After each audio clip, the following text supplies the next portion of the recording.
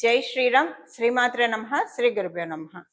2026 సంవత్సరం ఆగస్టు నెలలో గోచారంలో ఉన్న గ్రహస్థితులు, అలాగే గ్రహస్థితులను అనుసరించి ద్వాదశ రాశుల వాళ్ళకి, ద్వాదశ లగ్నాల వాళ్ళకి ఎలాంటి ఫలితాలు ఉండబోతున్నాయి, గోచారంలో ఏమన్నా విశేష అంశాలు సూచిస్తున్నాయా, గోచారంలో ఉన్న గ్రహగతులు, గ్రహ గమనాలు ద్వాదశ రాశుల వాళ్ళకి ఎలాంటి విశేష అంశాలను ఇస్తున్నాయి, శుభత్వాన్ని ఇస్తున్నాయి, ఇందులో అన్న జాగ్రత్తలు సూచిస్తున్నాయా, ఏమన్నా మార్పులు సూచిస్తున్నాయా, అలాగే గోచర గ్రహస్థితులతో పాటు వాటికి చేసుకోవాల్సిన పరిహారాలతో పాటు మనం అన్ని సహితంగా ఇప్పుడు మాట్లాడుకుందాము.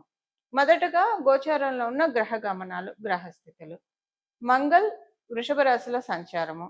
మొదటి 2 రోజులు వృషభ రాశిలో సంచారం చేస్తున్న మంగళ్ 3వ తారీఖు నుంచి, ఆగస్టు 3వ తారీఖు నుంచి మిథున రాశిలో మంగళ సంచారం ఉంటుంది. బుధదేవుడు మిథున రాశిలో ఆయన సంచారం 5వ తారీఖు వరకు ఉంటుంది. 6వ తారీఖు నుంచి మిథున రాశిలో నుంచి కర్కాటక రాశిలో బుధదేవుని సంచారం ఉంటుంది. కర్కాటక రాశిలో రవి బుధ గురుల సంచారము, రవి గురుల సంచారము మొదటి నుంచి ఉంది, స్టార్టింగ్ నుంచి. బుధదేవుడు 6వ తారీఖు నుంచి కర్కాటక రాశిలో సంచారం ఉంటుంది.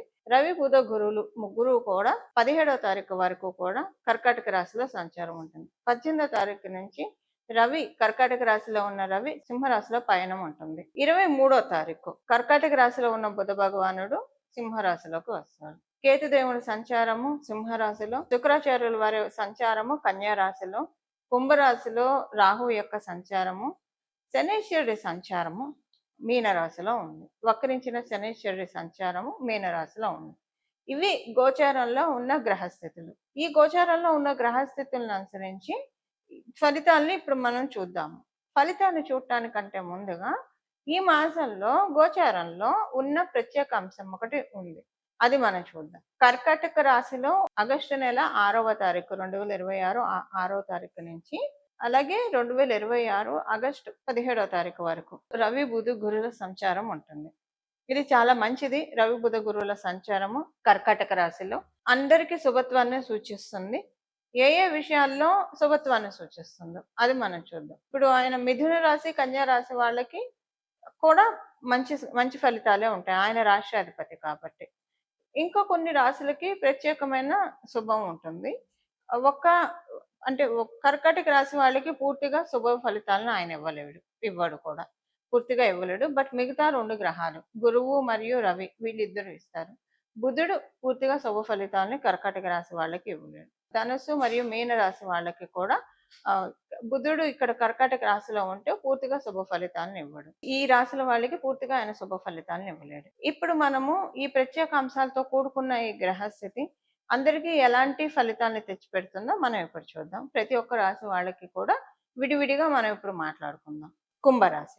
కుంభరాశి కుంభ లగ్నంలో పుట్టిన వాళ్ళకి ఈ మాసము, కుంభరాశిలో పుట్టిన వాళ్ళందరికీ కూడా అనుకూలమైన పరిస్థితులు చక్కగా ఉన్నాయి.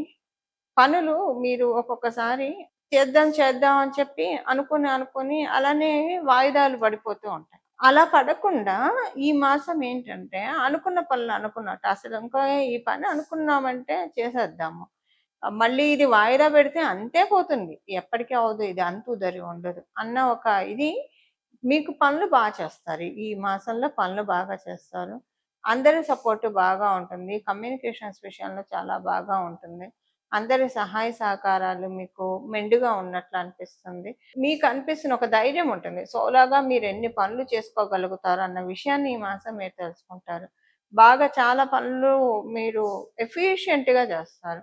అది కూడా ఇంపార్టెంట్ పనులు ఎక్కడ పోస్ట్పోన్ చేయకుండా, ఎక్కడ పెండింగ్ పెట్టకుండా. పోనీ అంటే అవేమీ చిన్న పనులు కూడా కాదు, చాలా పెద్ద పనులనే మీరు చేస్తారు. అందరు ఇలాగా అంటే ఏదో ఒకటి అనుకొని అది ఇంప్లిమెంట్ చేయాలి ఇలా ఉండదు.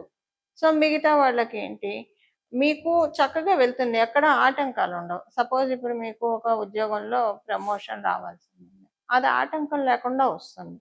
మీరు ఏదన్నా కొనాలనుకున్నారు, ఒక్కోసారి కొనాలనుకొని కూడా పోస్ట్పోన్ అవుతాయి, అలా పోస్ట్పోన్ అవ్వకుండా అవుతుంది. ఇలాగా మీకు ఏ పనుల్లో, సింపుల్గా చెప్పాలంటే పనుల్లో ఆటంకాలు లేకుండా అన్నీ కూడా చేయగలుగుతారు. టైం టు టైం ప్రాపర్గా ఒక డిసిప్లిన్ చాలా తెలుస్తుంది మీకు ఈ మాసం. అన్నీ కూడా ఇన్ టైం వెళ్తున్నాయి. మీ డైలీ దినచర్య కూడా రాత్రి పెందలాడ పడుకోవడం దగ్గర నుంచి, పొద్దున్నే లేవడం, పెందలాడ లేవడం దగ్గర నుంచి, టైమ్ టు టైమ్ ఫుడ్ తీసుకోవడం, ఇవన్నీ కూడా సిస్టమాటిక్‌గా ఎళ్తాయి. మీకనిపిస్తుంది ఇంక ఇలానే పెట్టాలి.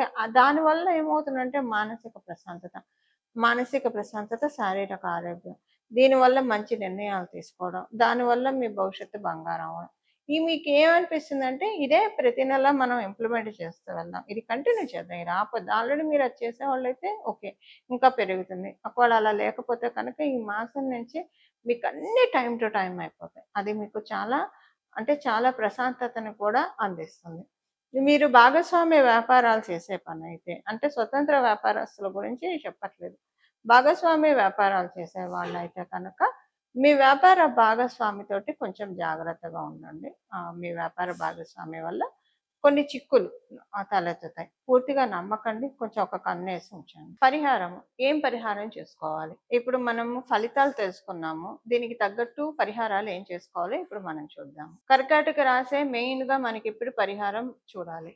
కర్కాటక రాశిలో 3 గ్రహాల సంచారము మాక్సిమం ఒక 10 డేస్ వ్యవధి, 10 డేస్‌లో ఉంటుంది. 10 డేస్ వరకు ఉంటుంది కాబట్టి మేజర్ ఇంపాక్ట్ ద్వాదశ రాశుల వాళ్ళకి, ద్వాదశ లగ్నాల వాళ్ళకి ఇది చాలా ఎక్కువగా ఉంటుంది. ఒక 2, 3 గ్రహాలు, ఒకటి కన్నా ఎక్కువ గ్రహాలు ఏదైనా రాశిలో ఉంటే ఆ రాశి దేన్ని సిగ్నిఫై చేస్తుందో మన జన్మ జాతకంలో, దాని ప్రభావము వల్ల శుభ ఫలితాలు కావచ్చు, అశుభ ఫలితాలు కావచ్చు, ఎవరికైనా వస్తాయి. మనకు వస్తాయి. అయితే శుభ ఫలితాలైతే ఓకే. అశుభ ఫలితాలను తగ్గించుకోవడానికి. ఇప్పుడు శుభ ఫలితాలైనా సరే ఉన్న వాటిల్ని కమ్ డౌన్ ఉన్న శుభ ఫలితాలైనా సరే ఒకవేళ తీసుకోలేని స్థితిలో ఉంటే తీసుకోగలగడానికి చేయాల్సిన పరిహారం వచ్చేసేసి ఈ మాసం మొత్తం కూడా ఆగస్టు 1 మొదలుకొని ఆగస్టు చివరి వరకు కూడా ద్వాదశ రాశుల వాళ్ళు, అలాగే ద్వాదశ లగ్నాల వాళ్ళు లలితా చాలీసా చదువుకోవడం. మనకి గోచారంలో కర్కాటక రాశి అంటేనే చతుర్థ స్థానం మాతృస్థానం, మాతృవడి. అందువల్ల జగన్మాత యొక్క కృపా కటాక్షాలని అందుకోవడానికి ఇది చాలా చక్కటి శుభ సమయం. ఈ సమయంలో బాలా త్రిపుర సుందరి అమ్మవారి ఆరాధన అత్యంత శుభ ఫలితాలను అందిస్తుంది. అమ్మవారిని ఎప్పుడైనా బాల రూపంలో మనం పూజిస్తే విశేషంగా అనుగ్రహిస్తుంది. త్వరితంగా కూడా వరాల్ని మనకి అనుగ్రహిస్తుంది. బుధుడు కాబట్టి ఇక్కడ ఉన్నది బుధుడు కాబట్టి బాల రూపంలో అమ్మవారిని ఆరాధన చేయొచ్చు. గురు భగవానుడు కూడా ఉన్నాడు కాబట్టి మీరు జగన్మాతగా కూడా అమ్మవారిని అర్చించవచ్చు. మీ చాయిసెస్ని బట్టి మీరు చేసుకోవచ్చు. అమ్మవారి ఆరాధన లలితా చాలీసా చదవండి, చాలా బాగుంటుంది. ఒకవేళ చదవలేకపోతే వినండి కనీసము, చాలా మంచి ఫలితాలు మీరు చూస్తారు. ఈ లలిత చాలీసా చదువుతూ ఉంటే చదివిన రోజే మీకు ఒక న్యూ ఎనర్జీ అనిపిస్తుంది, చాలా బాగా ఉంటుంది. అలాగే సౌందర్య లహరి వినడమో చదవడమో చేయండి. చదవడం అంటే పర్ఫెక్ట్గా వస్తేనే చదవాలి, లేదంటే ఎవరి దగ్గరైనా గురుముఖత నేర్చుకొని అప్పుడు చక్కగా చదవచ్చు. వినండి, కనీసం వినడానికైతే మనకి ఇప్పుడు అవకాశం ఉంది. కలియుగంలో ఉన్న సులభోపాయాలు ఎన్నో ఉన్నాయి. కాకపోతే మనం ఇవన్నీ పట్టించుకోకుండా లౌకికంగా పరిగెత్తుతూ ఉంటాం. ఇంకా తప్పదు, బాధ్యతలు ఇవన్నీ ఉంటాయి కాబట్టి. కానీ ఈ సులభోపాయాల మీద మనము ఒకసారి దృష్టి పెడితే ఇవన్నీ కూడా మనకి కాంప్లికేట్ థింగ్స్ అన్ని అన్కాంప్లికేట్ అవుతాయి అన్న విషయాన్ని మనం గుర్తెరగాలి. అది సౌందర్య లహరి దానికి ఉత్తమమైన సాధన. ఈ నెల మొదలుకొని నెలనాళ్ళు అసలు ఇక్కడి నుంచి ఇంకా కంటిన్యూ చేయండి. మీ ఎన్నాళ్ళు కంటిన్యూ చేస్తే అన్నాళ్ళు కంటిన్యూ చేయండి. సౌందర్య లహరి, దాంతోపాటు అమ్మవారిని పూజించినప్పుడు మరి అయ్యవారిని కూడా పూజించాలి కదా. అందులో కర్కాటక రాశిలో ఉచ్చ స్థానంలో గురుడు ఉన్నాడు. గురుడు అంటేనే శివుడు అని చెప్తుంది మనకి జ్యోతిష శాస్త్రం. మరి ఆ స్వామివారిని కూడా పూజించాలి కదా, అందుకని శివానంద లహరి. ఈ 2 వినండి. అత్యంత భక్తి శ్రద్ధలతోటి మనసు లగ్నం చేసి అంటే చాలా కాన్సన్ట్రేటెడ్గా వింటే కనుక చాలా మంచి ఫలితాలని మనమందరం కూడా చూడటానికి అవకాశం ఉంటుంది. ఈ ప్రతిరోజు మీకు ఏదో ఒక సమయం పెట్టుకోండి. స్నానం చేశాక వెంటనే అయితే ఇంకా మంచిది. వినడమే కాబట్టి, చదవడం కాదు కాబట్టి కొంచెం శుచులయ్యి కాళ్ళు చేతులు కడుక్కొని బయటికి వెళ్ళి వస్తే బట్టలు మార్చుకొని, కుదిరితే మీరు స్నానం చేయండి, లేదా బట్టలు మార్చుకొని ఉతికిన బట్టలు కట్టుకొని కాళ్ళు చేతులు మొహం శుభ్రంగా కడుక్కొని కూర్చొని బొట్టు పెట్టుకొని నుదుటన వినండి.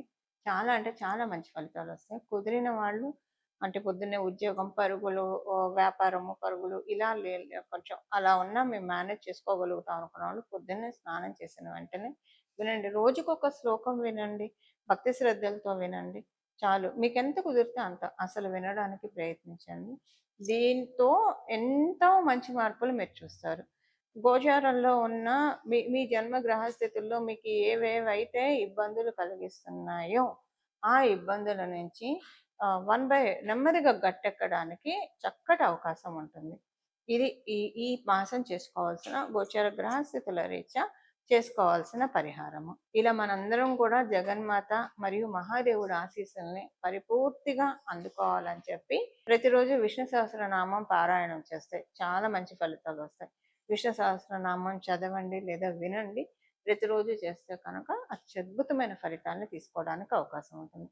ఇలా మనం అందరం కూడా భగవంతుడి కృపా కటాక్షాలకి పాత్రలం అవ్వాలని చెప్పి మనందరి తరఫున మనస్ఫూర్తిగా శరణు వేడుకుంటూ మంగళం. నమో భగవతే వాసుదేవాయ.